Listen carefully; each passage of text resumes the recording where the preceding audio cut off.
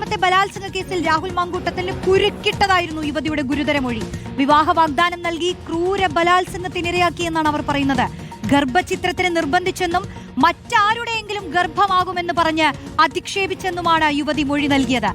റോഷിബാൽ നൽകും വിശദാംശങ്ങൾ. റോഷിബാൽ, യുവതികളെ അതിക്രൂരമായി വേട്ടയാടിയ വേട്ടക്കാരൻ, അതാണിപ്പോൾ രാഹുൽ മാങ്കൂട്ടത്തിലിന്റെ വിലാസം.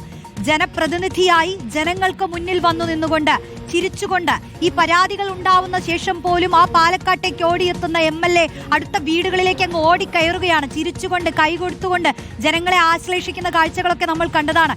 ഇപ്പോൾ പോലും രാഹുൽ മാങ്കൂട്ടത്തിൽ പിടിയിലായതിനു ശേഷം പോലും ഓരോ നിമിഷം ദൃശ്യങ്ങൾ നമുക്ക് മുന്നിലെത്തുമ്പോഴും ചിരി മുഖത്തു നിന്നും മായാതിരിക്കാൻ പ്രത്യേകം ശ്രദ്ധിക്കുകയാണ് രാഹുൽ മാങ്കൂട്ടത്തിൽ എന്ന MLA. പക്ഷേ ആ ചിരിക്കകത്ത് മറഞ്ഞിരിക്കുന്ന ഒരു മുഖമുണ്ടെന്ന് ഓരോ പരാതിയിലും കേരളം ഇപ്പോൾ മനസ്സിലാക്കിക്കൊണ്ടിരിക്കുകയാണ്. അത് ജനങ്ങൾക്ക് ബോധ്യപ്പെട്ടുകൊണ്ടിരിക്കുകയാണ്.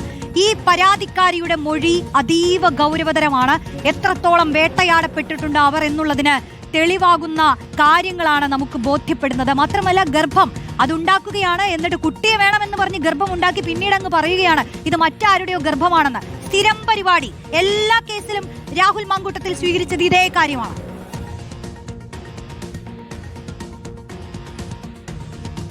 റോഷ്നി, ഇത് ഒന്നല്ല രണ്ടല്ല മൂന്നാമത്തെ പരാതിയാണ് രാഹുൽ മാങ്കൂട്ടത്തിനെതിരെ ലൈംഗിക പീഡന കേസ്. ഈ പരാതിയിൽ ഒരു പ്രധാനപ്പെട്ട കാര്യം, ഇത് ഗർഭചിത്രമുണ്ട്.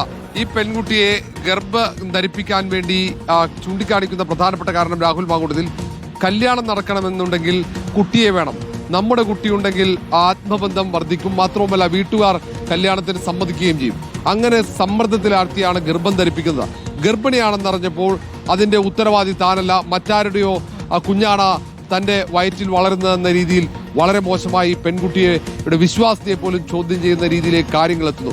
അതിക്രൂരമായ രീതിയിലുള്ള ബലാത്സംഗമാണ് രാഹുൽ മാങ്കൂട്ടത്തിന്റെ ഭാഗത്ത് ഉണ്ടായത്.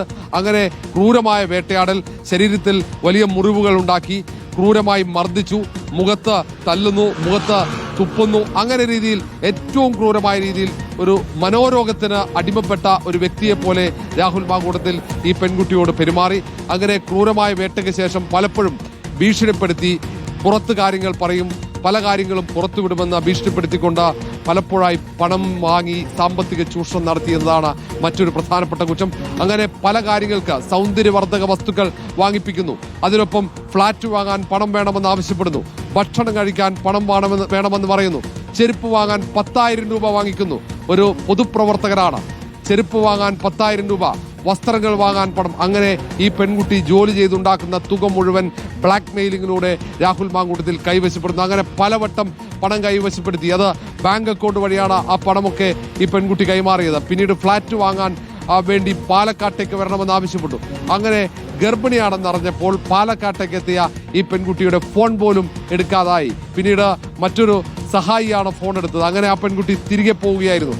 വടകരയിലേക്ക് വരണമെന്ന് പലപ്പോഴായി നിർബന്ധിച്ചു, വടകരയിലെ ഫ്ളാറ്റിലേക്ക്. പക്ഷേ രാഹുൽ മാങ്കൂട്ടത്തിന് വടകരയിൽ അങ്ങനെ ഒരു ഫ്ളാറ്റ് ഉണ്ടായിരുന്നില്ല. ആരുടെ ഫ്ളാറ്റിലാണ് വടകരയിൽ വരാൻ പറഞ്ഞത് എന്ന കാര്യം ഇനി അന്വേഷണ സംഘം പരിശോധിക്കും. വടകരയിൽ രാഹുൽ മാങ്കൂട്ടത്തിന് ഫ്ളാറ്റ് ഉണ്ടായിരുന്നില്ല. പക്ഷേ രാഹുൽ മാങ്കൂട്ടത്തിൽ വടകരയിലെ ഫ്ളാറ്റിലേക്ക് വരാൻ പറഞ്ഞിട്ടുണ്ട്.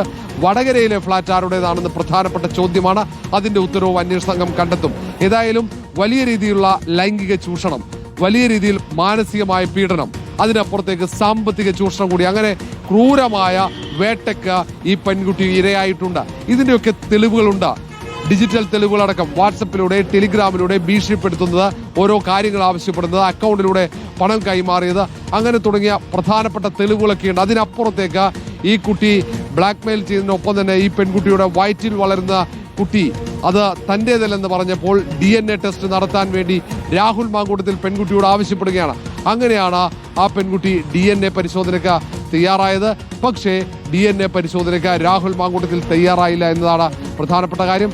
ഏതായാലും രാഹുൽ മാങ്കൂട്ടത്തിൽ തുടർച്ചയായി പെൺകുട്ടികളെ ഇങ്ങനെ ചൂഷണം ചെയ്ത പെൺകുട്ടികളെ വലയിലാക്കി അവരെ ക്രൂരമായി പീഡിപ്പിക്കുന്നത് ഒരേ രീതിയിലാണ്. എല്ലാവരോടും പറയുന്നത് വിവാഹം കഴിക്കണമെങ്കിൽ അതിനു മുമ്പ് കുട്ടിയുണ്ടാകണം, ഗർഭം ധരിക്കണം, എന്നാൽ മാത്രമേ തന്റെ വീട്ടുകാർ സമ്മതിക്കുകയുള്ളൂ. അങ്ങനെയെങ്കിൽ ആത്മബന്ധമുണ്ടാകും. അങ്ങനെ പറഞ്ഞാണ്, തെറ്റിദ്ധരിപ്പിച്ചാണ് അവരെ വലയിലാക്കുന്നതും അവരെ ഇങ്ങനെ ഗർഭം ധരിപ്പിക്കുന്നതും. പിന്നീട് ഗർഭിണിയാണെന്നറിഞ്ഞാൽ അത് അബോർട്ട് ചെയ്യാൻ വേണ്ടി ഗർഭചിത്രത്തിന് വേണ്ടി ഭീഷണിപ്പെടുത്തും, നിർബന്ധിക്കും. അതിൻ്റെയൊക്കെ തെളിവുകൾ പല ഘട്ടങ്ങളിലായി പുറത്തു വന്നത്. ആദ്യത്തെ പരാതിക്കാരിയുടെ ശബ്ദമടക്കം, പരാതിക്കാരിയെ ഭീഷണിപ്പെടുത്തുന്നതടക്കം പൊതുമധ്യത്തിലുണ്ട്. അത് മാത്രമല്ല, ഗർഭചിത്രത്തിന് വിധേയമായ മറ്റൊരു പെൺകുട്ടി കൂടിയുണ്ട്. അവൾ ഭയം കാരണം പുറത്തേക്ക് വരാത്തതാണ്. ഇനിയുമേറെ പെൺകുട്ടികൾ രാഹുൽ മാങ്കൂട്ടത്തിലിന്റെ ക്രൂരമായ